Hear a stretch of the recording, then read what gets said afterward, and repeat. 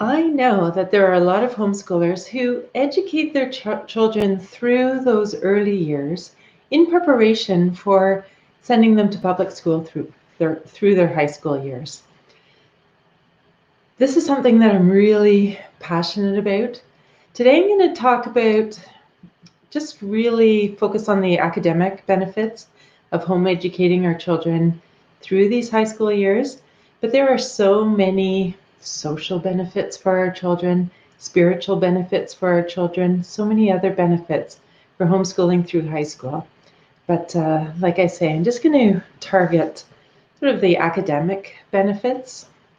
And as I was talking, or as I have talked with more and more families with children in this age group or approaching their teen years, I found that there were really three questions, three fears that families had as they consider home educating through high school.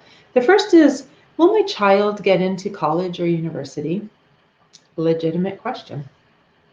Can I teach high school? And if I do decide to educate my child at home through high school, what subjects should my child study? Are these questions that you have asked as your child is approaching these high school years? You're going to really enjoy today's conversation. I'm going to be talking about home education, homeschooling through high school, facing your fears with confidence. There are a lot of fears surrounding homeschooling our children through high school. There's the fear of reducing their future opportunities in post-secondary education or opportunities in their career. There's also the fear of, can I really teach upper level education? These upper level courses and subjects that my child wants to learn?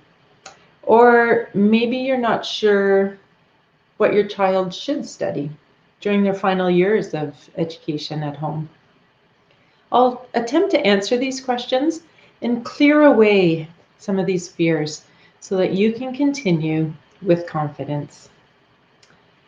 I really believe that these fears are generated because of the unknown, that it's actually questions that we have that just haven't been answered. So I'll be answering those three questions as we continue today.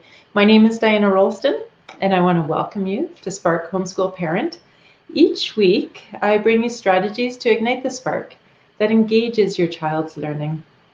And I strive to create a supportive and encouraging environment for all homeschoolers. Whether you're homeschooling, whether you have your children at home approaching these high school years and you just have lots of questions right now, or I know there's some of you whose children are in public school and you're getting closer to high school, you're starting to explore the opportunity of educating your children through these high school years. I want to welcome you. This conversation is for you if you do have these questions of, will my child get into college or university if I educate them at home through high school? You're wondering, can I teach high school? Or maybe, what subjects should my child study? I'm going to be talking about homeschooling through high school, facing these fears with confidence. I have 3 children who I homeschooled through to graduation through high school. The youngest graduated in 2018. Let me just tackle that first question right off the top. Will my child get into college or university? Maybe it's Bible college, maybe it's an apprenticeship program that your child wants to pursue, or other post-secondary education options. There are so many options out there right now. Let me just tell you, yes, your child can and will be accepted into these institutions. In the province that I'm in, and I'm just going to, just for the government-funded colleges and universities, if you haven't gone online yet, when our children have graduated and start applying, or when they're approaching graduation and applying, there's actually 3 options right there on the screen for you. The most straightforward is if your child has a high school diploma. And that's the most straightforward.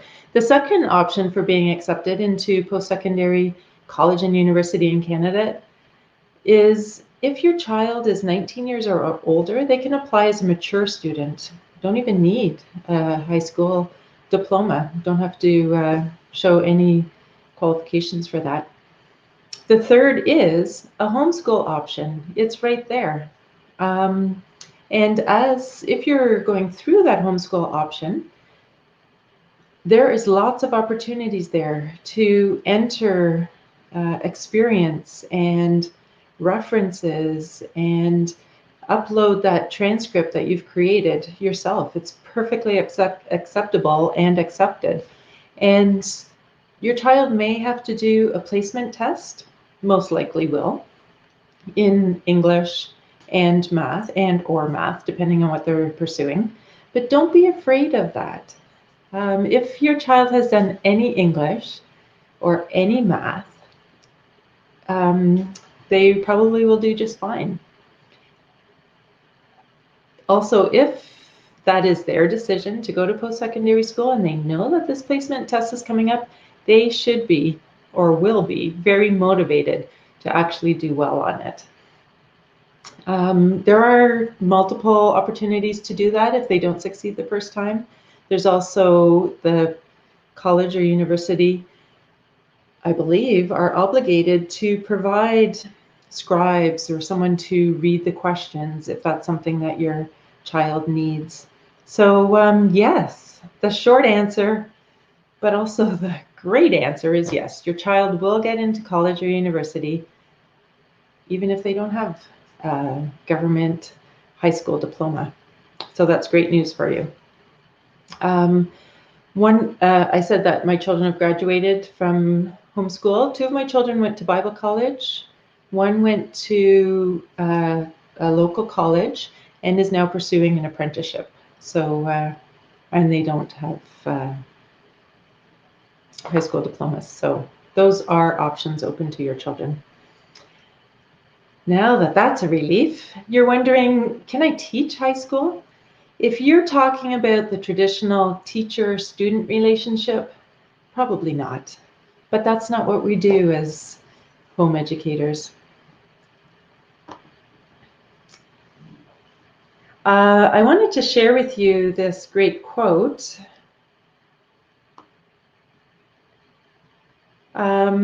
Education is not the filling of a pail, but the lighting of a fire. I love that. And if you keep that in mind, then your job as the homeschool teacher is completely redefined. You're not filling the pail with the knowledge that you have in your head to the into your child, but rather you're just lighting that spark that engages your child's learning.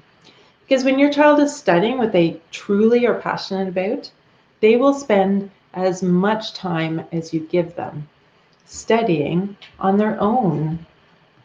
Let me just share this other quote by Kenneth Robinson. Some of you will be familiar with him, and this is a quote from his book, Finding Your Element.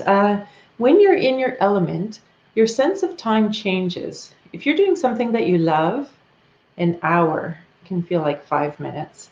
But if you're doing something that you do not, 5 minutes can feel like an hour. That is a really great indication of what your child is really passionate about, what they're really interested in. As I look at my comments, I want to say hi to Virginia and hey, Taria. Nice to see you both.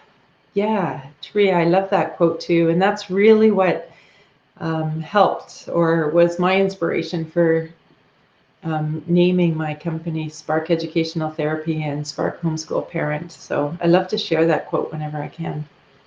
So when our children have found that passion of theirs, they will spend so much time what they think is playing, but really is learning. And there's so many different ways of doing that. Our role as a teacher in homeschool, in high school, changes from, like I said, that teacher-student relationship that we're really familiar with, but now you become an encourager and a resource provider. So when your child is interested in something, you're helping them find those magazines and those videos, even textbooks, if that's the way that your child learns best, or creating experiences for them, or your child experimenting. There's a really interesting observation, I guess, from Heather McGowan. She says, we're asking young people what they want to be when they grow up, when maybe more than half of the jobs, tasks, and industries they may work in have not been invented yet. She's a future work strategist. So she says education must adapt accordingly. And she thinks this means less focus on transferring knowledge and more on the ability to learn for yourself. And that's huge and fantastic news for us as we consider teaching our children through high school. We're not transferring knowledge, but we want to create that ability in our children to learn for themselves, to become independent learners. We're not filling the pail, but we're sparking that fire. I just wanted to share a couple of my experiences. One of my children, some of you have heard this before, my eldest, he always loved being outside and loved playing outside. And when he was young, I encouraged that. I got really excited for him when he would discover new things, but that sort of grew, his interest grew into exploring nature around him. And then when he felt like he wanted to learn more, he started studying nature. And that meant different things for him, from movies and books, many, many different books, to growing interest in wildlife, and then a continued interest in surviving in the wilderness, which led to all sorts of first aid courses, including wilderness first aid and swift water rescue and all those types of first aid, which really grew an interest in him to learn more and more about the human body. But how did I know that? Well, I didn't when he first showed that he was interested in playing outside all the time. So encouraging that later grew into his growing knowledge and studying on the human body. I also have another son who always wanted to play with Lego whenever he had free time. And absolutely, his hour of playing with Lego would feel like 5 minutes to him. But when he felt like he had sort of mastered what he wanted to do, his curiosity helped him strive more. So his interest in Lego grew into an interest in Lego robotics, which grew into an interest in computer programming. I know nothing about computer programming, really have limited interest, but I would encourage him and provide resources for him to grow his knowledge in that area. And then that grew into his interest in electronics. And he is now in the apprenticeship program to become an electrician. My third son was always taking things apart. Okay, it's not something I encourage, to take apart my dishwasher that's working perfectly fine, but I would drive the neighborhood with him and we would pick up things at the end of people's driveways so that he can use those to take apart and explore and put back together, and then we in turn put them at the end of our driveway. So that I encouraged and helped resource by providing him parts and whatever he needed, to fixing bicycles, to fixing, maintaining, building bicycles, which then grew again into his interest in small engines and learning about science and gears, and a more in-depth interest in math. And then that for him grew into a small business. So great opportunities, self-driven, to learn more about business, accounting, marketing, economics were all things that he studied in high school. Not in the traditional way, but in ways that applied to him and interested him. And yeah, he did really well with that. He's now a framer and interested in learning more and more about home building. Again, still putting things together and yeah, creating things. But now he's reading textbooks by DeWalt, a tool manufacturer who puts out textbooks on home construction. The Canadian Home Builders Association have great magazines and textbooks and trade shows. So do the provincial and the local home builder associations. But just so you can see that it's not just the textbook learning, but I'll share a few other ways of learning. So for those subjects that you do have to teach, so those are areas, yeah, some areas that I just had no idea about, but encouraged and resourced my children. So there are some subjects that you may want to teach in high school, or you may have to because they may be a little bit more difficult for your child to do on their own. I just want to let you know that there are curriculums, obviously, out there that have teacher's guides. Some of those have associated DVDs or CDs. I guess that's kind of dates myself. Online learning for that, or videos for that, or audios for that. They have lesson plans and unit studies and quizzes are available if you're interested in doing that, but not necessarily accredited programs. There are also online courses that may or may not be accredited, but if it's something that your child is interested in and they want to pursue it, go for it. And like I said, they don't have to do it just for those credits in the end. I really encourage homeschoolers, especially in these high school years, to become part of your local homeschooling association. We have a great association locally, provincially, probably nationally also. But a lot of co-ops and small group learning will be posted in those Facebook groups. So yeah, take full advantage of those too. There's also the opportunity to hire tutors. There's a lot of homeschooled children who would just love to tutor younger homeschool children, or professional tutors in math and Latin and Greek, piano, English, French, whatever it is that you think your child would benefit from. Are you familiar with Khan Academy? They have some great resources online also in the maths and sciences. So those are also available for our children. Actually, all three of my children also took the opportunity to enroll part-time in local private schools. My eldest is quite competitive, so I had always told him he was doing well academically, but he really wanted to find out for himself. So he enrolled in a local high school, private school, and took 3 courses one semester.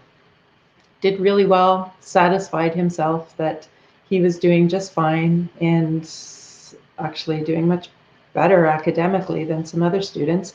That after that one semester, he was convinced that the best thing for him was to come back and continue his education at home. So that is also an option. Excuse me.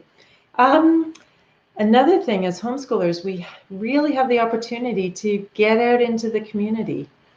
Mentors are an awesome resource for our children. There's an old saying, when the student is ready, the teacher will appear. And I have found that to be so true in the opportunity for my children. I see that you're there, Sherry. It's so great to see you. Thanks for joining me. And mentors, especially when it's an area that we're really not familiar with. As I said, one of my children is interested in being an electrician. And while he was in high school, he really wanted to learn more and more about electronics. My husband and I know nothing about electronics, don't know about future prospects for electronics. What direction should my son go in? What would be beneficial for him to learn? We had lots of questions, but as we talked more and more with friends and who talked to their friends, we found great mentors for that son who helped guide him in a direction and sort of open some more doors for him of things that he may want to pursue.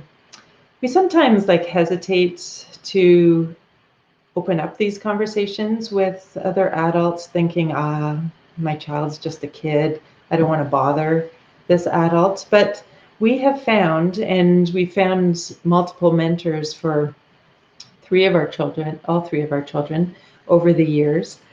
We have found that adults get so excited to communicate with anybody really who have this similar interests, but when they meet a child or a teenager with really a lot of knowledge and interest in a subject that they're interested in, they're really excited to share and have lots of conversations and communications with that child. So continue to explore mentors. Let me just summarize that. We have online courses, we have curriculums, we have local groups that your child could be part of, tutors could be hired. There's Khan Academy, there's the option of school enrollment or mentors. The next big question is I want to just say again that you can teach your child. The next big question is, once you've decided that you may want to home educate your children, what subject should they study? Huge question. If you're looking at the provincial or state curriculum, around here there's 18 credits that children are to get: 4 English, 3 math, 2 science and arts, geography, history, and it goes on and on and on. Plus there's 12 optional courses. So what's that? Like 4 or 5 courses per semester that really take up a lot of our child's time with assignments and tests and exams. There's not a lot of time to explore their own interests. So I have found that many children who are in that public school system don't know what they're interested in. But we as homeschoolers, we have that opportunity for our children to explore their interests, and they really have a lot more time to be able to explore their interests, but also develop their interests. We've already gone through that. Our children don't need, as homeschoolers, or any children, don't need that diploma to get into post-secondary education or to pursue the career that they're interested in. Here's another quote that I wanted to share. This one I love. The master in the art of living makes little distinction between his work and his play, his labor and his leisure, his mind and his body, his information and his recreation, his love and his religion. He hardly knows which is which. He simply pursues his vision of excellence at whatever he does, leaving others to decide whether he is working or playing. To him, he's always doing both. What a fantastic testament for if our children are pursuing things that they're interested in, um, to have that as work also. How many adults, how many of you even, are in a job that you just don't enjoy? But if we can continue to develop those interests, those passions in our children, then that can be their career. And like I had said previously, more than half of the jobs that they're going to be doing haven't even been developed yet. So we can't even say where these interests are going to lead them. I want to make a distinction between sort of curriculum learning in high school and desire-driven education. And what I'm talking about is desire-driven education.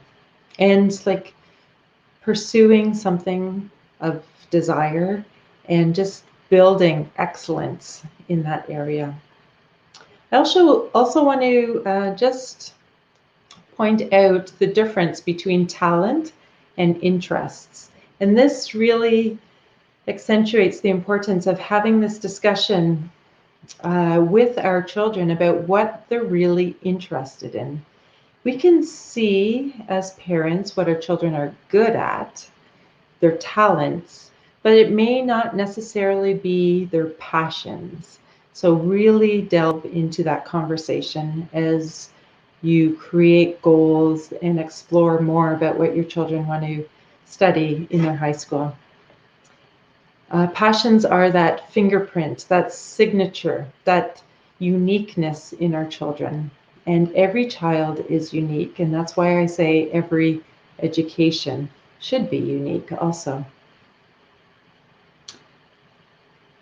Some of you are wondering, okay, my child, he can't just pursue what he loves all the time. And I am saying pursue your interests, but I'm not saying that their future success is based solely on their interests. As an example, I want you just to take a look that really it's a blend. It's like this three-legged chair, where it's a blend of their skills and abilities, their personal traits and their values, and also those dreams and passions. And when we can combine all of those, that's what we try to do. And that is really a goal of educating our children at home during these high school years. I hope this has been beneficial for you. This, again, is Spark Homeschool Parent. My commitment is to equip you with the skills and the mindset to navigate through this ever-changing homeschool journey with joy. If you're looking for a community of encouragement, join me, if you haven't already, in the Spark Homeschool Parent Facebook group. I would love to see you there. And I'm really excited about my conversation next Friday. Next Friday at 1 o'clock, February the 25th. One question that I often get from other homeschoolers is, how do you homeschool children of a range in age? There's a lot of families with toddlers running around as you're trying to homeschool other children. And very often we need that one-on-one time. But how do you do that when you have a new baby or younger children? And just the demands of various different ages. That is not a question that I can answer from experience. My 3 boys were born within 2 years, having twins. So not something that I experienced. So I'm really excited to have a conversation with Tara Lee Hills next week. She is mom of many. And if you want to check her out before we get together again next Friday, she wrote a book, Mom of Many, Embracing the Blessing of Children. And you can also find her on YouTube, live with Mom of Many, Tara Lee Hills. And I'm really excited She just very recently had her 11th baby, just within the last month or two. So looking forward to that conversation. Thank you for joining me. I really hope that those fears that you have about high school and just those unknowns, I hope at least you have been able to realize that it can be done. Maybe I answered some of those questions so it's not unknown anymore, so that you can take that step to homeschool or continue homeschooling your children through high school and do it confidently. Thank you for joining me. As a Spark homeschool parent, you can ignite the spark that engages your child's learning. And I look forward to seeing you again next week.